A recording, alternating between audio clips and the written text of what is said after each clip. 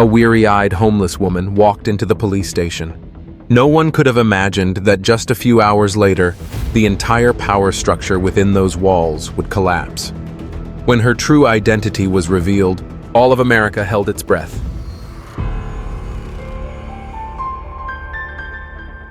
"Ma'am, you can't sleep here," the officer said. But Elena didn't blink.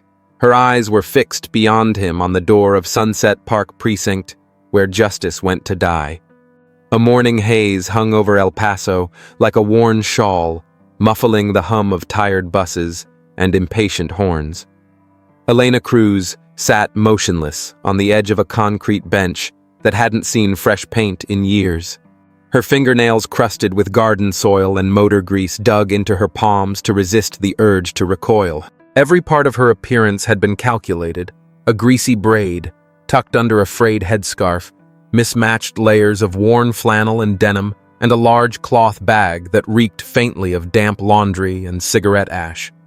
A block away behind the wire-rattling fence of the Sunset Park Precinct, two officers were standing near a squad car, laughing too hard for 7:45 a.m. One of them, Elena, pegged him as a lifer mid-40s beer gut. Fighting his duty belt, stumbled forward and jabbed a baton into the ribs of a homeless man crouched near the curb.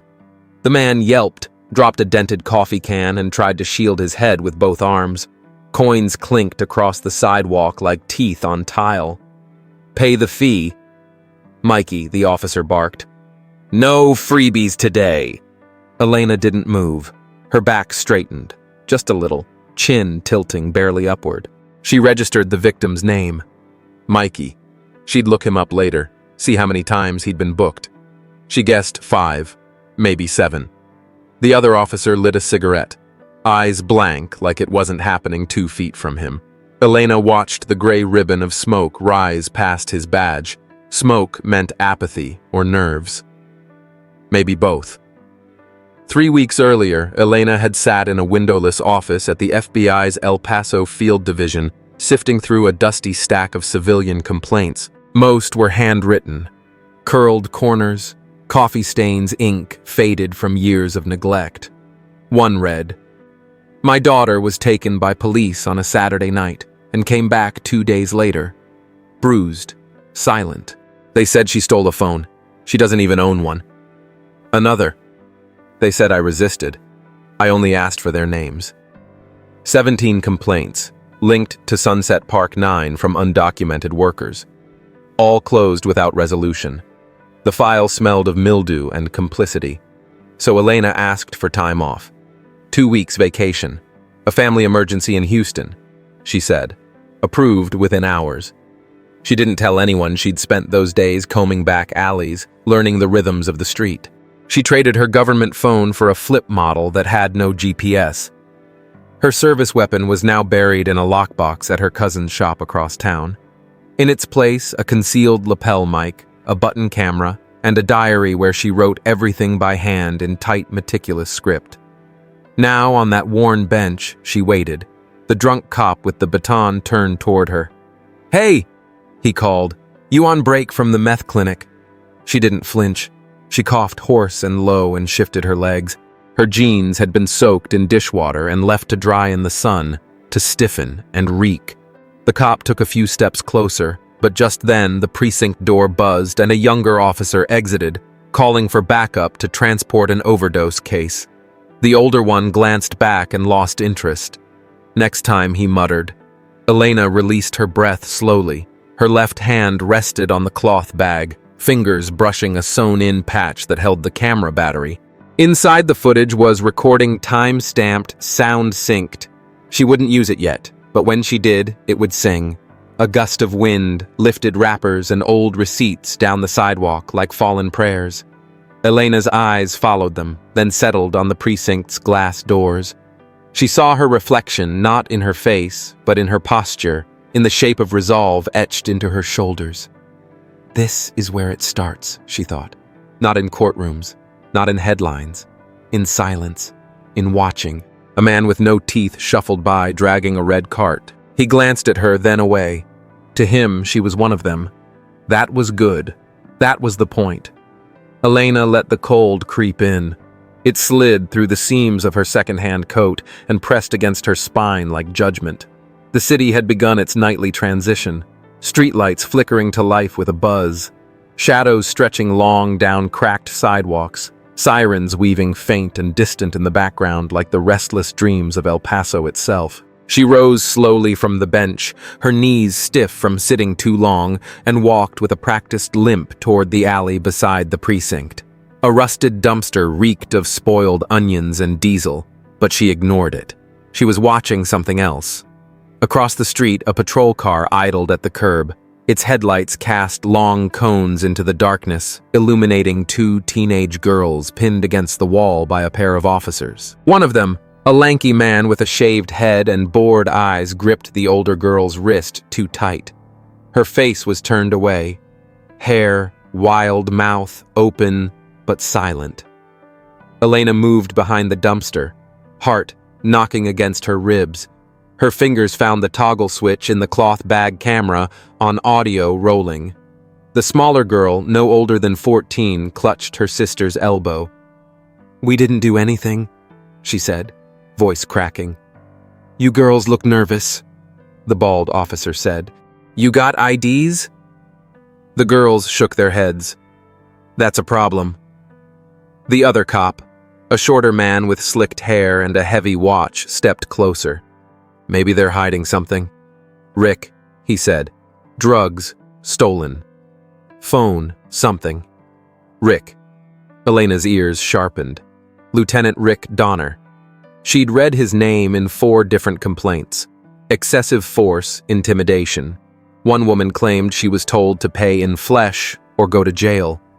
Nothing had ever stuck. The system liked clean hands, and Donner wore gloves when it mattered. "Search him," Rick said. The smaller girl whimpered, but no one heard, or wanted to. Elena's jaw tightened. She couldn't act. Not yet. The girls were her mirror, frightened, cornered unseen. She swallowed the burn in her throat and clicked a mental note. 8:42 p.m. South wall of Sunset Park, precinct patrol. Vehicle. 19. The officers dragged the girls inside. Elena waited 2 full minutes, then crossed the street, trailing them in the shadows like a quiet ghost. The precinct's side door clicked shut behind the men. She pressed her ear to the brick wall. Muffled voices, a short scream, then silence. It was enough. Inside the precinct, the air changed. Later that night, Elena slipped through the front entrance under the guise of Maria Gonzalez, a disoriented woman looking for shelter.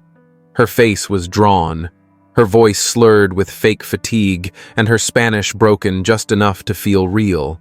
The night desk officer barely looked up. "Lobbies closed after 9, She blinked. "No place to go?" someone said. "Maybe here." The man stared at her unblinking. "Ain't no shelter here, lady. Try the mission." She didn't move. The silence stretched long enough to make him uneasy. That's when Donner appeared, shoulders squared, lips curled like he was already bored. Well, he said. "What do we have here, Maria?" she said, voice soft, practiced. "I just need a place." He stepped close enough for her to smell tobacco and aftershave. "You need to learn the rules," he murmured. "A bed costs. Ain't nothing free." His smile was small, sharp, like a blade hidden in a handshake. Elena's stomach twisted, but her eyes didn't flinch. "I have nothing," she whispered. "Then you're out of luck." He turned to leave, but paused. "You want warmth?" he said without looking back. "Try someone's back seat. That's what most of your kind do." Her knuckles whitened around the strap of her bag, but she dipped her head like a woman too tired to fight. He disappeared down the hall. She took one breath, then another. Then moved. The hallway outside his office was empty. The bulb above flickered, giving just enough light to see the scuffed baseboard and a maintenance closet left ajar. She ducked in. From her coat, she pulled out a square magnet no larger than a deck of cards, one side black with Velcro. She peeled back the corner of a vent panel above his door, pressed the magnet there, and secured the audio transmitter inside the metal grate. A barely audible click told her it was live. Her fingers trembled only slightly as she tugged her sleeve down to hide the edge of the microphone clipped near her collarbone. Then she slid back into the lobby and leaned against the wall like she belonged. No one paid her any mind. Back outside, the wind had turned colder. She wrapped her scarf tight and crossed the street one foot after another. Steady. In her head, the recorder's data began to form a pattern, tone timing, tension. Words mattered, but so did silence. The cracked mirror above the rust-stained sink gave Elena a blurry reflection, but it was enough. The flickering fluorescent light above her head buzzed with an impatient pulse.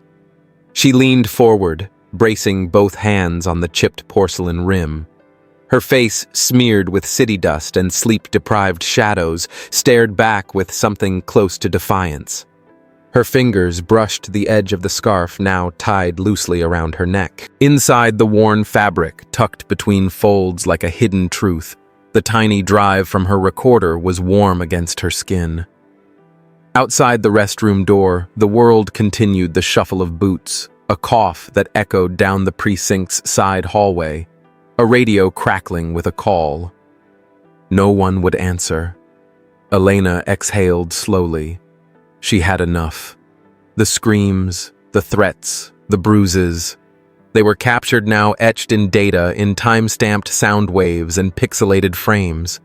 She'd watched long enough. As she turned towards the door, it creaked open on its own. Officer Jamie Lynn stepped in, glancing over his shoulder before letting the door fall shut. He couldn't have been more than 26. His badge looked too clean. "You shouldn't be here tomorrow," he said, voice low, steady. "He knows someone's watching." "Rick?" Elena asked, her tone even. Jamie didn't answer. He looked at the floor, at the rust, at anything but her face. "He's got people, friends on the review board. Not just here." She studied him, how he shifted his weight, how his fingers curled in his pockets.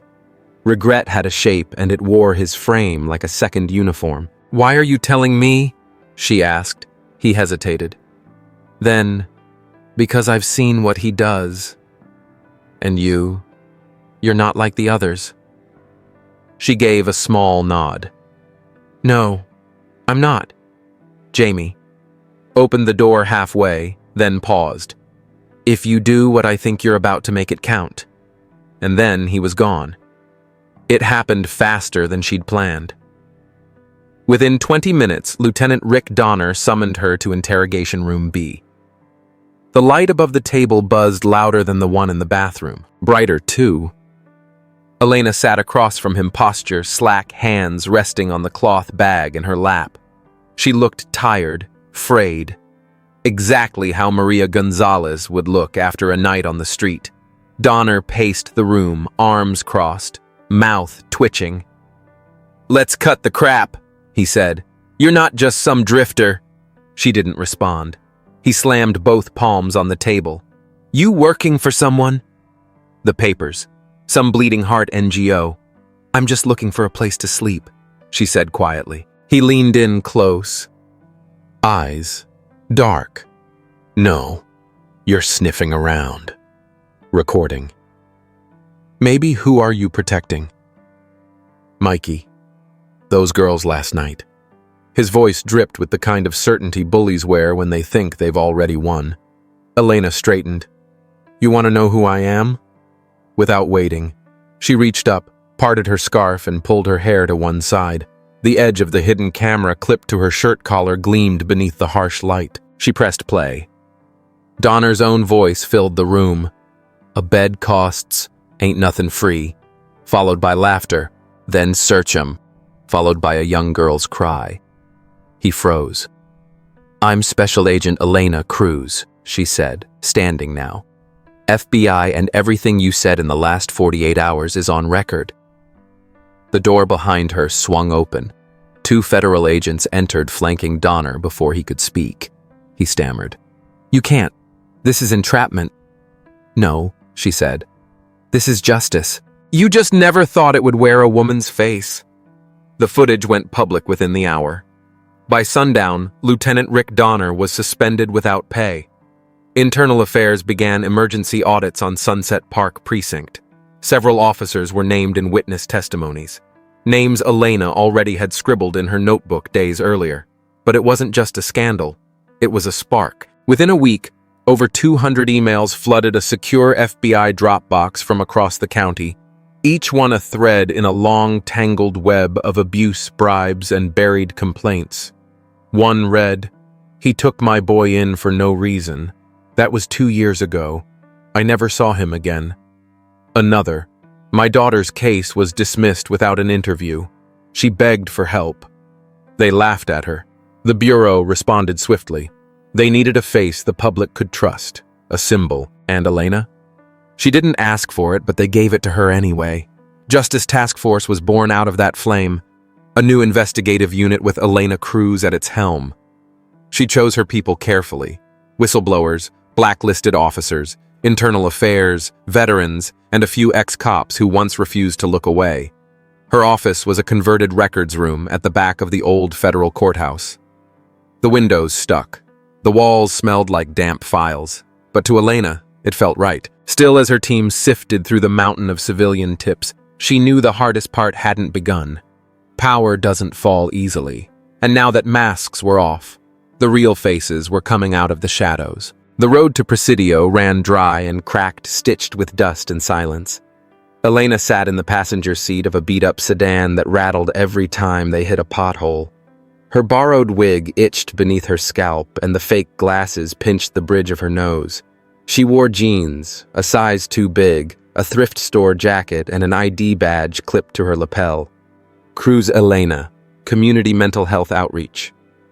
Every disguise brought a different skin. This one felt heavier, not because of the clothes, but because of the stories waiting in her rear view. In Marfa, they'd spoken with a mother who lost her son after a routine traffic stop. The record said failure to comply. The body said something else.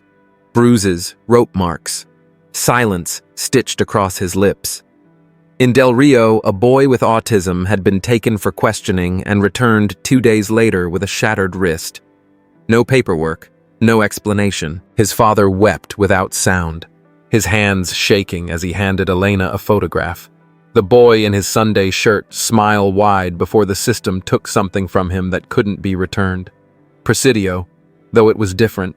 Here the fear walked on 2 legs and wore uniforms. Elena knocked on the chipped door of a yellow trailer near the edge of town.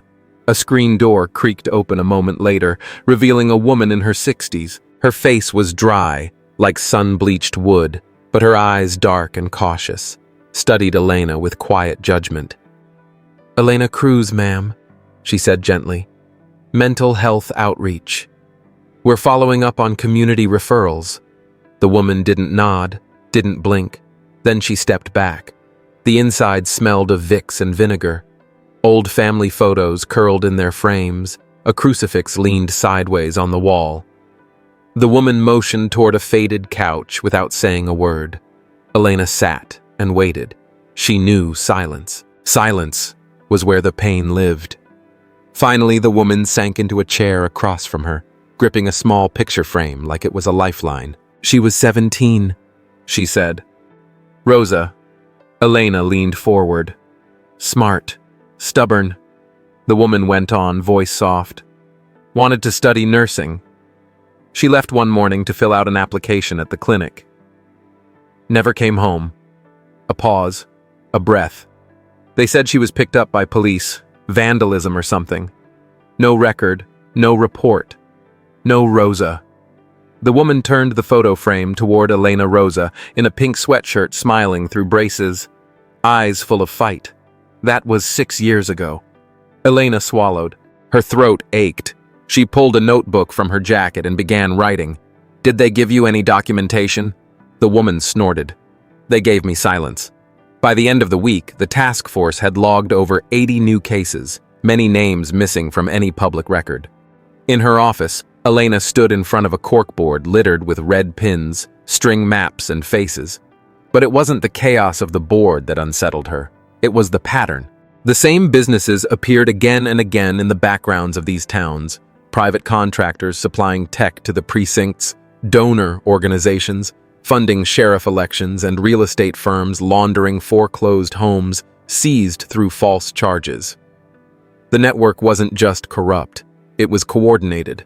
She circled a name in red ink: Solace Systems, a tech contractor known for installing surveillance in low-income neighborhoods. Then another Northern Cross Logistics trucking company tied to evidence transfers.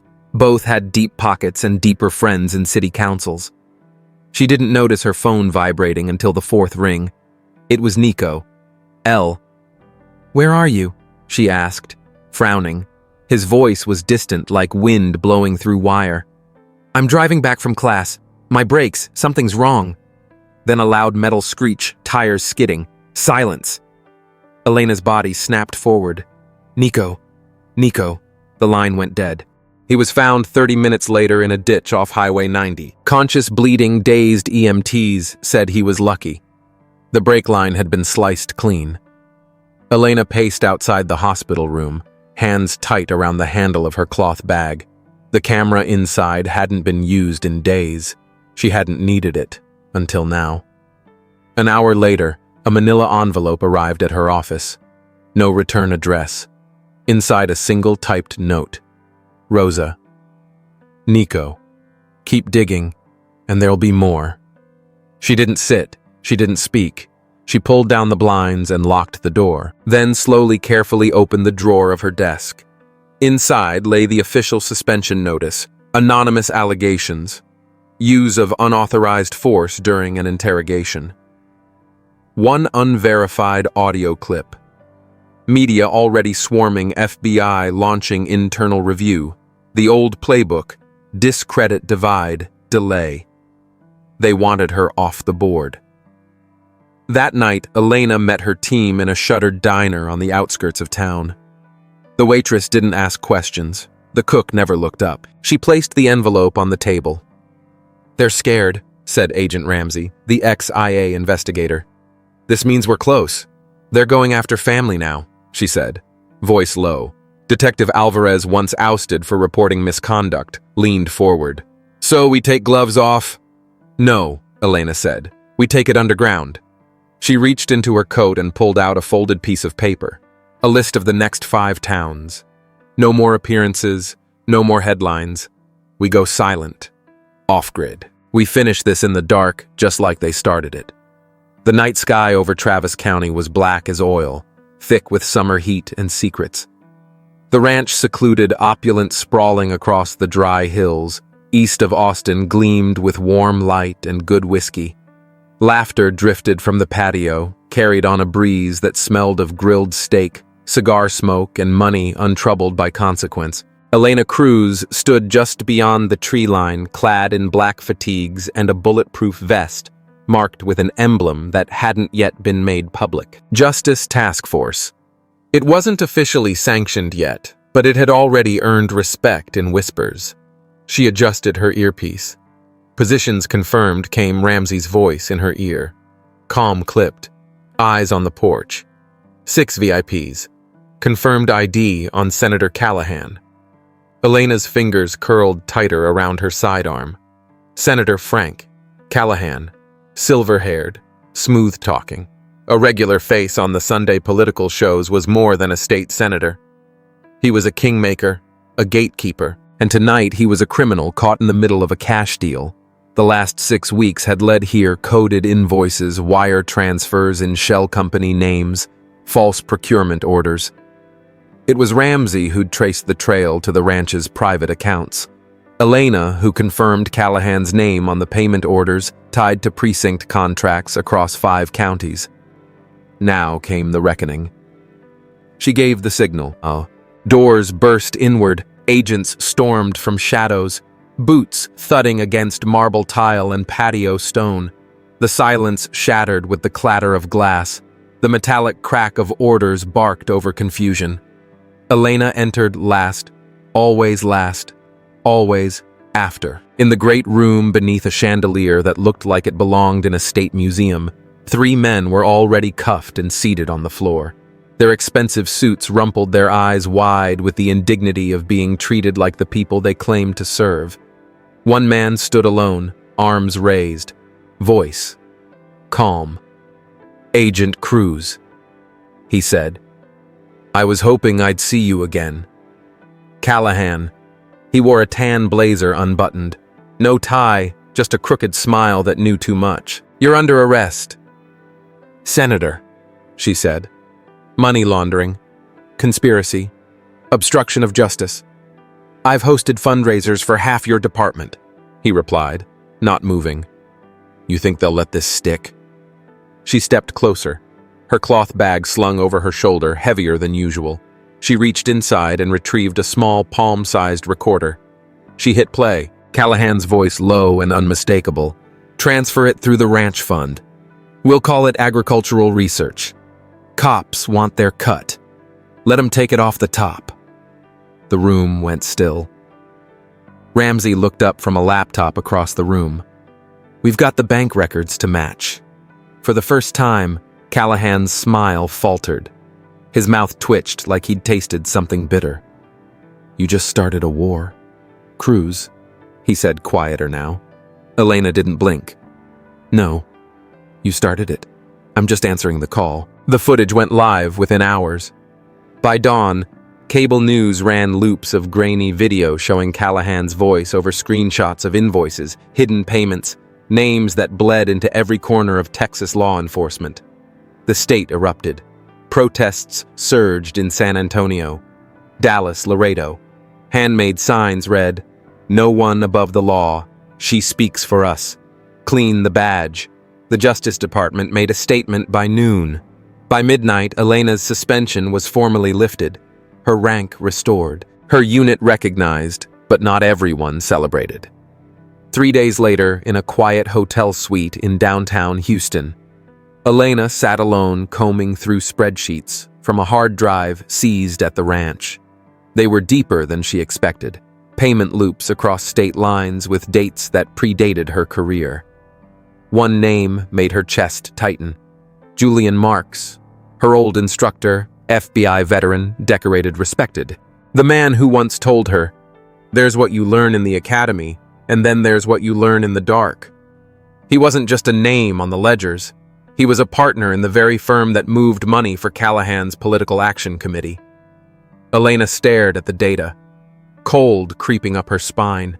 It wasn't just a betrayal of her faith. It was a crack in the foundation of everything she'd built her code upon. The next morning, she unlocked her car, slid into the driver's seat, and paused. Something felt off, a humming faint wrong. She stepped out slowly, heart climbing into her throat. She waved Ramsey over, who'd just exited the diner across the street. "Back away," he said immediately. Now they found the device magnetized beneath her chassis, homemade, primitive, but lethal. It hadn't armed yet. It wouldn't get the chance. Later, as the bomb squad wheeled it away, Elena stood beneath the Texas sun, arms crossed, watching smoke trail into the blue. They weren't warning her now. They were trying to erase her. The press conference was held at the federal courthouse, the same one where her team had once used a records room as their base. Now cameras pointed. Flashes, popped microphones crowded the podium. Elena adjusted the collar of her suit. Her cloth bag rested by her feet. "I stand here today," she began, voice steady. "Not because I want power, but because too many people have abused it."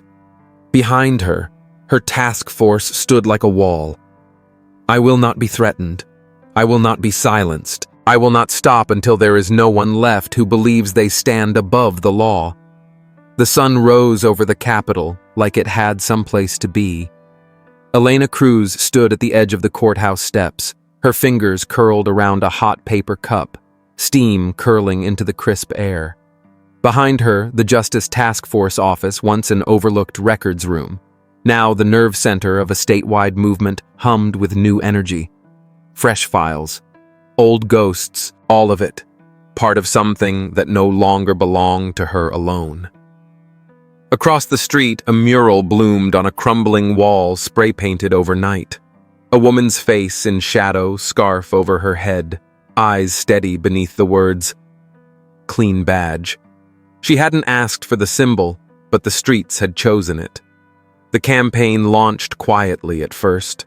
A digital portal, a public list of reopened cases, an open call for video submissions, testimonies, hard copies of reports swept under the rug. They called it #clean badge, but Elena knew it was something deeper.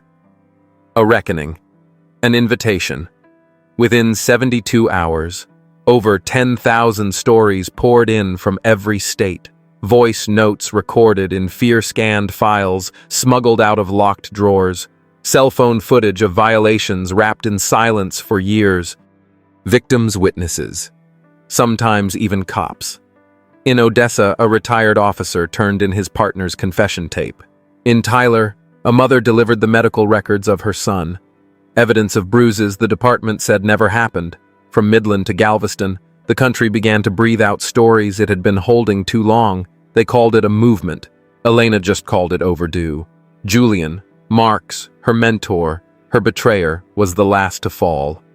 His arrest came at 4:18 a.m. without sirens. No cuffs in front of cameras, just quiet hands and grim expressions. The man who once told rookies that justice starts with integrity was booked on 27 counts of conspiracy obstruction and aiding human rights violations through the misuse of federal channels. He didn't fight it, didn't speak. He just handed over his phone and wallet and stared at Elena through the glass like he didn't recognize her anymore. But she knew exactly who he was. Weeks passed, but the momentum didn't slow. Justice Task Force expanded beyond Texas. State after state asked for their model. Elena had no interest in titles, but she accepted a rotating advisory role only because it meant oversight. The new policies came one at a time. Mandatory camera usage, public access to complaint records, civilian-led review boards. Small, measured, but real. One evening, she stood beside her brother Nico in the garden behind their late mother's house. The scent of basil and warm cedar filled the air. His wrist was still wrapped where the crash had fractured it, but the bruises were gone. His eyes held the clarity of someone who'd almost been taken and now refused to waste a single second. "You think they'll stop?" he asked, flipping a page of his med school application. "No," she said gently. "They'll find new ways to hide." "Then what?" he asked. She looked toward the horizon. Orange light cutting across the roofs of El Paso. "Then we keep making it harder." At the next town hall, Elena didn't take the stage. She sat in the third row listening to a farm worker from Brownsville tell his story through a translator. She didn't need to speak. Her name had become shorthand for accountability, but when the man finished, he looked at her. "For years," he said, voice quaking, "we thought justice was something for people on TV, but now I see it can look like us." She rose only to shake his hand. That night on the porch of her home, the old cloth bag hung from a nail by the door. Retired but not discarded, Nico joined her, easing down beside her on the swing. "It's over," he asked. Elena took a long breath. "This part is..." A moment passed, then she added almost a whisper, "But it's not the end." He leaned into her shoulder, and they sat in silence, the way only family can. Far-off sirens cried somewhere else, but here the night held steady. A new America hadn't come, not yet, but it had begun with truth, with fight, and with a woman who refused to look away. Elena Cruz's journey in this story is not just a fight for justice. It's a profound exploration of courage, sacrifice, and resilience in the face of systemic corruption. From her quiet beginnings, disguised in rags, outside a precinct, to her fearless confrontation with the powerful, Elena grows into a symbol of truth that cannot be silenced. What makes her character so compelling is not just her strength, but her humanity, her moments of doubt, her loyalty to her brother, and her unwavering belief that justice must include the forgotten and the voiceless. The story reveals that true change does not come from grand gestures alone, but from persistence, empathy, and moral clarity. Elena doesn't seek power or glory. She listens, She observes. And when the moment comes, she acts not for herself, but for others. Her transformation from undercover agent to national reformer reflects a deep truth. One person grounded in purpose can ignite a movement. The most powerful lesson lies in this. Justice is not a distant ideal. It begins with small, brave acts, with standing firm when it's easier to stay silent. Elena's journey reminds us that real power lives not in fear, but in truth and in the courage to protect it. If this story touched your heart, don't forget to like and share it. Leave a comment to tell us how it inspired you, and if you haven't already, subscribe to the channel. May God bless you and be with you every step of the way.